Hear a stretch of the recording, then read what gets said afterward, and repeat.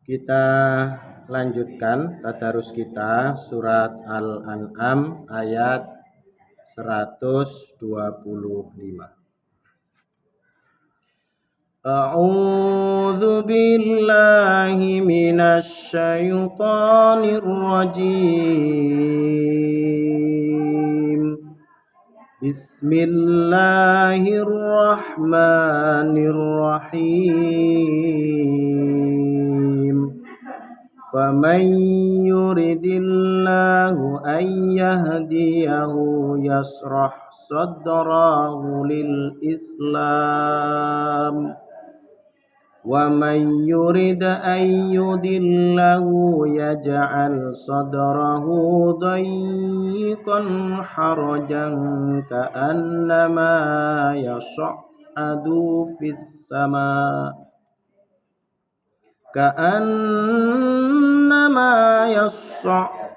fis sama'i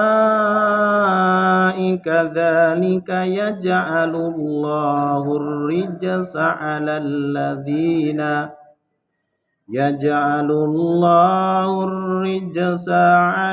ladzina la yu'minun. Wa hadza siratu rabbika mustaqima qad fassalnal ayati liqaumin yadhakkarun. Lahum darus salami inda rabbihim wa huwa waliyuhum bima kanu ya'malun. Wa yawma yahsyuruhum jami'a ya ma'syaral jinni qad istaksartum minal ins wa qala awliya'uhum minal insi wa Rabbana istamta'a ba'duna bi ba'din wa balaghna ajalana alladhi ajjalta lana. Qala an-naru mathwaakum khalidina fiha illa ma syaa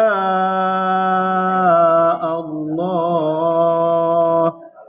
Inna rabbaka hakimun alim. Wa kadzalika tuwalli ba'dadh dhalimina ba'dan bima kanu yaksibun. Ya ma'syaral jinni wal insi alam ya'tikum rusulun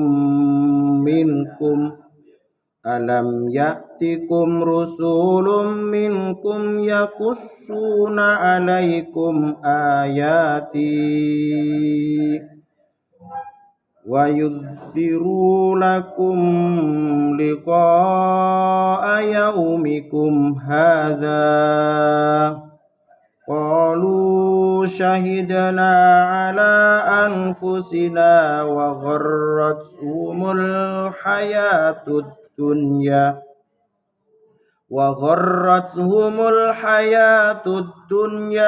wa syahidu ala anfusihim annahum kanu kafirin.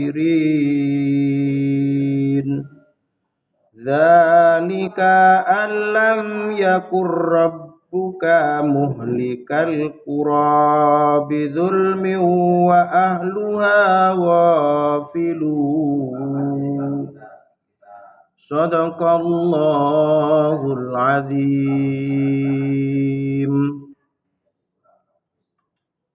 Surat Al-An'am ayat 125 sampai 131. Pada ayat 125 Allah Subhanahu wa taala mengabarkan kepada kita, barang siapa yang dikehendaki Allah untuk mendapatkan petunjuk, Allah akan membuka dadanya untuk menerima Islam. Dan barang siapa yang dikehendaki menjadi sesat, Allah akan jadikan dadanya sempit dan sesak. Seakan-akan dia sedang mendaki ke langit. Demikianlah Allah menimpakan siksa kepada orang yang tidak beriman. Jadi hubungan atau kaitannya dengan keimanan itu tidak bisa dipaksakan. Jadi kita tidak bisa memaksakan keyakinan kepada siapapun. Karena keyakinan itu, petunjuk itu hanyalah atas kehendak Allah Subhanahu wa Ta'ala. Oleh karenanya, dalam kehidupan sehari-hari kita, hendaknya kita sengaja mencari petunjuk itu. Jadi orang belajar agama itu bukan karena guru, bukan karena orang tua, tetapi karena kesadaran pribadi masing-masing. Sekalipun setiap hari kita bacakan Al-Quran, sekalipun setiap hari kita tausiahkan, kalau hati kita tidak terbuka, jiwa kita tertutup, bahkan sepertinya telinga kita mendengar, tetapi hati kita tidak mau menerima, itu pun sesungguhnya hal yang sia-sia, atau bahkan akan semakin sakit hati. Jadi di dalam beberapa ayat Al-Quran itu dinyatakan orang yang ingkar kepada Allah itu semakin dia mendengar Al-Quran, semakin sesak dada mereka. Semakin dia dipahamkan tentang ajaran agama ini, tentu dia akan semakin menolak. Itu adalah sikap orang-orang yang menolak ajaran Allah. Bagi kita, orang-orang yang beriman, inilah jalan Allah yang sangat jelas, yang menjelaskan ayat-ayat Al-Quran kepada orang yang siap menerima peringatan. Hanya orang-orang yang siap menerima ajaran Allah yang mudah untuk mempelajarinya. Bagi mereka, orang-orang yang siap menerima ajaran Allah itu akan diberikan tempat yang damai, yakni surga, yang di sisinya ada perlindungan dari Allah Subhanahu wa Ta'ala karena kebaikan-kebaikan yang pernah kita kerjakan. Jadi anak-anakku sekalian, bagi kita yang siap menerima ajaran Allah, yang siap untuk menerima Al-Quran sebagai panduan hidup kita, Allah sudah menyiapkan tempat yang damai, yakni surga. Dan ingatlah, pada suatu hari ketika Allah mengumpulkan semua orang, lalu Allah berfirman, "Wahai golongan jin, kamu telah banyak menyesatkan manusia." Dan kawan-kawan mereka dari golongan manusia berkata, "Ya Tuhan kami, telah saling mendapatkan kesenangan, dan sekiranya waktu yang telah Engkau tentukan buat kami telah datang." Lalu Allah berfirman, "Nerakalah tempat kamu selama-lamanya, kecuali jika Allah menghendaki. Sungguh Tuhanmu maha bijaksana, lagi maha mengetahui." Jadi ada di antara manusia yang terkadang lebih mengutamakan apa yang ditentukan oleh Allah dengan cara rajin beribadah, namun ada pula yang lebih mengikuti hawa nafsunya yang dipandu oleh jin-jin jahat, sehingga banyak di antara kita merasa nyaman dengan meninggalkan kebaikan. Jadi ada di antara manusia itu yang meninggalkan sholat itu biasa-biasa saja. Tapi ada pula orang yang apabila meninggalkan sholat merasakan ada sesuatu yang hilang, ada sesuatu yang tidak nyaman. Jadi orang itu kalau terbiasa sholat, terbiasa baca Al-Quran, kalau dia meninggalkan bacaan atau meninggalkan sholat, meninggalkan baca Quran, itu ada hal yang hilang, yang tidak nyaman dalam hidupnya. Tetapi kalau orang itu sudah terbiasa meninggalkan sholat, terbiasa tidak membaca Quran, maka ketika dia tidak sholat dan tidak membaca Al-Quran, ya nyaman-nyaman saja.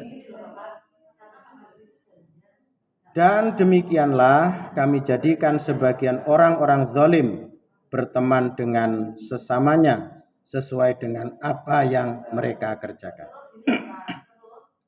Jadi orang-orang yang sering meninggalkan sholat itu biasanya nyaman kalau dia berteman dengan orang yang biasa meninggalkan sholat. Orang yang biasa sholat itu merasa tidak nyaman kalau dia berteman dengan orang yang tidak biasa sholat. Maka ini adalah sunatullah, bukan berarti membeda-bedakan. Tetapi yang disebut kenyamanan, yang disebut dengan rasa nyaman itu tidak bisa dipaksakan. Begitu juga ketika orang selalu berkumpul dengan orang yang suka menentang ajaran Allah. Wahai golongan jin dan manusia, bukanlah sudah datang kepadamu rasul-rasul. Mereka menyampaikan ayat-ayatku kepadamu dan memperingatkanmu tentang pertemuan pada hari akhirat. Lalu mereka menjawab, ya, kami menjadi saksi atas diri kami sendiri. Tetapi mereka tertipu oleh kehidupan dunia dan mereka telah menjadi saksi atas diri mereka sendiri bahwa mereka adalah orang yang ingkar kepada Allah. Jadi sesungguhnya setiap manusia itu sudah menyaksikan terhadap apa yang dia lakukan sendiri. Dia sadar bahwa yang dilakukan itu menyalahi aturan Allah. Dia sadar apa yang dia lakukan itu menentang ajaran Allah. Tetapi sekali lagi, karena kebiasaan mereka, karena selalu mendurhakai Allah, maka semakin dia mendurhakai Allah, semakin nyaman.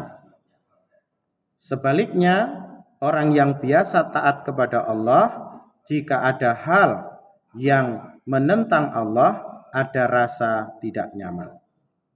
Demikian para rasul telah diutus, karena Tuhanmu tidak akan membinasakan suatu negeri secara zalim, sedangkan penduduknya dalam keadaan lengah dan belum tahu. Jadi Allah Subhanahu wa taala tidak akan menghukum satu kaum, tidak akan menghukum satu kelompok manusia jika kaum itu belum mendapatkan dakwah, belum mendapatkan pelajaran. Tetapi jika satu kelompok itu, satu kaum itu telah mendapatkan petunjuk dari Allah, telah mendapatkan bimbingan dari para rasul, telah mendapatkan bimbingan para ulama, tetapi dia kemudian menentang, maka jangan salahkan Allah, ketika Allah membinasakan satu kaum.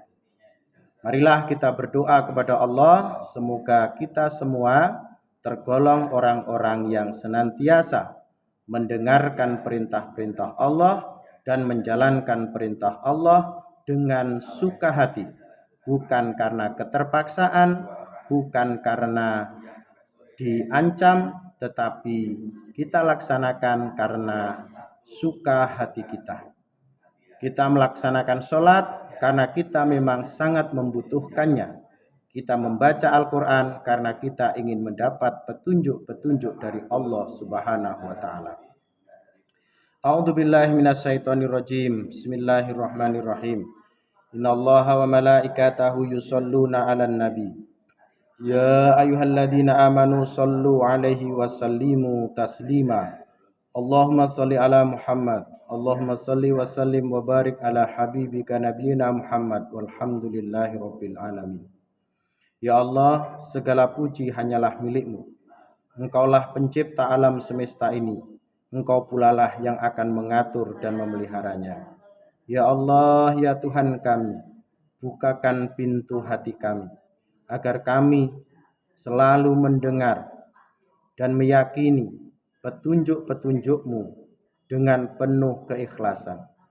Ya Allah, jadikanlah kami orang-orang yang senantiasa taat menjalankan ibadah semata-mata hanya mengharap ridho-Mu, mengharapkan pertolongan-Mu.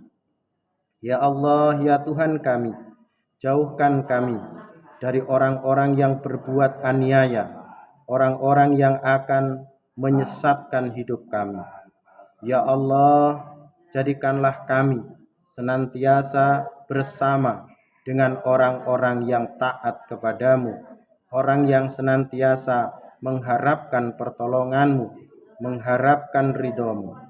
Ya Allah, ampuni dosa-dosa kami, dosa kedua orang tua kami, dosa guru-guru kami, dan dosa para pemimpin bangsa kami.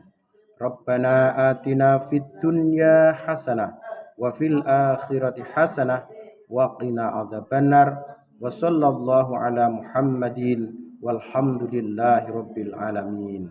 Demikian tadarus dan doa kita pagi hari ini. Semoga Allah Subhanahu wa Ta'ala memberikan kemudahan bagi kita untuk terus menjalankan kebaikan-kebaikan, untuk selalu taat kepada Allah Subhanahu wa Ta'ala. Mohon maaf bila ada kata yang kurang berkenan. Nasrun minallah wa fathun qarib wa basyiril mu'minin. Wassalamualaikum warahmatullahi wabarakatuh.